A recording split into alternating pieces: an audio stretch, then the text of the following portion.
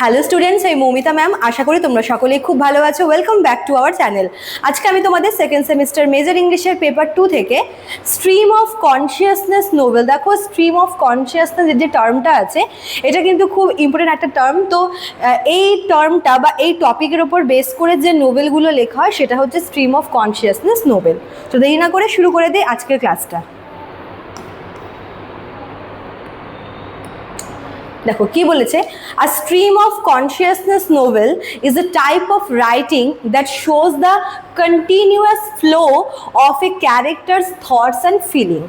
তো এই যে টাইপটা আছে, এই টাইপের নোভেলটা, এখানে অ্যাকচুয়ালি মানে কোনো একটা ক্যারেক্টারের যে কন্টিনিউয়াস থট বা কন্টিনিউয়াস যে ফিলিং সেটার হচ্ছে যে একটা ফ্লো যে চলে সেটাকে বোঝাচ্ছে।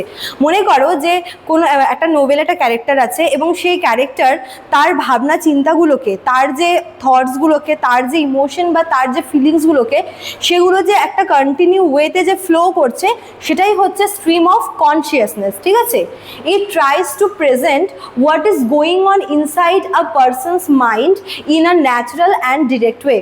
দেখবে যে যখন মানে কোনো একটা মানুষ যখন কোনো একটা কিছু নিয়ে কন্টিনিউয়াসলি ভাবছে, তার মানে হচ্ছে তার ওই ফিলিংস বা ইমোশনের থ্রুতে আমরা তার মাথায় যেটা চলছে বা তার মনে যেটা চলছে সেটা হতে পারে কোনো সিক্রেট, হতে পারে কোনো প্ল্যান, হতে পারে কোনো থটস, সেটা কিন্তু জানতে পারি। তো বলতে পারো যে স্ট্রিম অফ কনসিয়াসনেসটা হচ্ছে কোনো একজন ক্যারেক্টার বা কোনো একজন পার্সনের মাইন্ডে কী চলছে সেটাকে ডিরেক্টলি বা ন্যাচারাল ওয়েতে প্রেজেন্ট করে। ঠিক আছে, instead of clear and order sentences the writing may seem broken, mixed or even confusing. আর একটা ব্যাপার কি, এখানে সেই ক্যারেক্টারের যে এই কন্টিনিউয়াস থটটা সেটাকে কিন্তু ক্লিয়ারলি বা অর্ডারলি সেন্টেন্সের থ্রুতে না বসিয়ে ভীষণ ব্রোকেনভাবে, কখনো কখনো মিক্সড সিগন্যাল, কখনো কখনো কনফিউজিং প্যাটার্নে বলতে পারো সেটা আর কি প্রেজেন্ট করা হয়। মানে একটা ক্যারেক্টার কি ভাবছে সেটাকে ডিরেক্টলি বা ক্লিয়ারলি বা ন্যাচারালি না বুঝিয়ে সেটাকে একটু কনফিউজিংভাবে বা একটু মিক্সড সিগন্যাল দিয়ে আর বোঝানোর চেষ্টা করা হয় রিডারদের। This is because human thoughts do not always follow a neat structure. Actually মানে প্রত্যেকটা মানুষ যা ভাবছে, মানুষের ভাবনা চিন্তা কিন্তু কোনো একটা পার্টিকুলার প্যাটার্ন বা স্ট্রাকচার ফলো করে হয় না। যে এমন না যে একটা প্যাটার্ন ফলো করে মানুষ ভাবনা চিন্তা করবে। মানুষের ভাবনা চিন্তা কখনো মানে বিভিন্ন রকমের হতে পারে। আর এই যে টুকরা টুকরা ভাবনা চিন্তাগুলোকে সেটাকেই কিন্তু মিক্সডভাবে, ব্রোকেনলি এবং কনফিউজিং ওয়েতে প্রেজেন্ট করা হয়। In this type of novel, the writer focuses more on the inner world of the character than on external events. একটা ক্যারেক্টারের সে বাইরে কি করছে, সে বাইরে কার সাথে মিশছে, তার যে অ্যাকশনসগুলো, এগুলোর থেকে বেশি তার যে ইনার ওয়ার্ল্ড মানে সে কি ভাবছে বা তার যেটা ট্রু নেচার সেটাকে কিন্তু বেশি করে রিভিল করা হয় বা রাইটার সেই বিষয়টির উপরে বেশি ফোকাস করে। The story may move freely between past memories, present actions and future ideas. স্টোরিটা কীভাবে যায়, প্রথমে বিভিন্ন পাস্ট মেমোরিগুলোকে আর কি পরপর বলা হয়, দেন প্রেজেন্টে যে ঘটনাগুলো হচ্ছে বা চলছে সেগুলোকে বলা হয়, দেন ফিউচারে কি হতে পারে সেই সম্পর্কে একটা আইডিয়া দেওয়া হয়। There may be sudden shifts in time and place.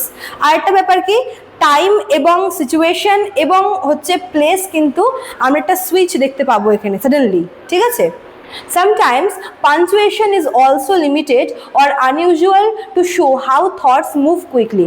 কখনো দেখবে পাঞ্চুয়েশন কিন্তু যে কোনো একটা ন্যারেটিভের খুব ইম্পর্টেন্ট পার্ট। তো এই ধরনের নোভেলে পাঞ্চুয়েশন কখনো কখনো কিন্তু লিমিটেড বা আনইউজুয়াল হয়, যার জন্য ওই থটসগুলো কিভাবে কুইকলি মুভ করছে, কতটা ফরওয়ার্ড হচ্ছে সেই বিষয়গুলোকে দেখানোর জন্য পাঞ্চুয়েশনটাও অবধি কিন্তু একটা বলতে পারে যে কন্টিনিউ হয় না বা ইউজুয়ালি বসে না। ঠিক আছে, লিমিটেডভাবে বসে।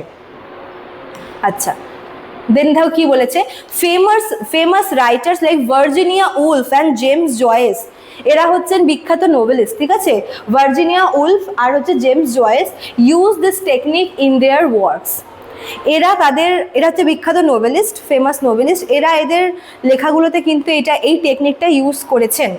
দেয়ার novels often explore deep emotions, personal experiences and mental struggle of characters.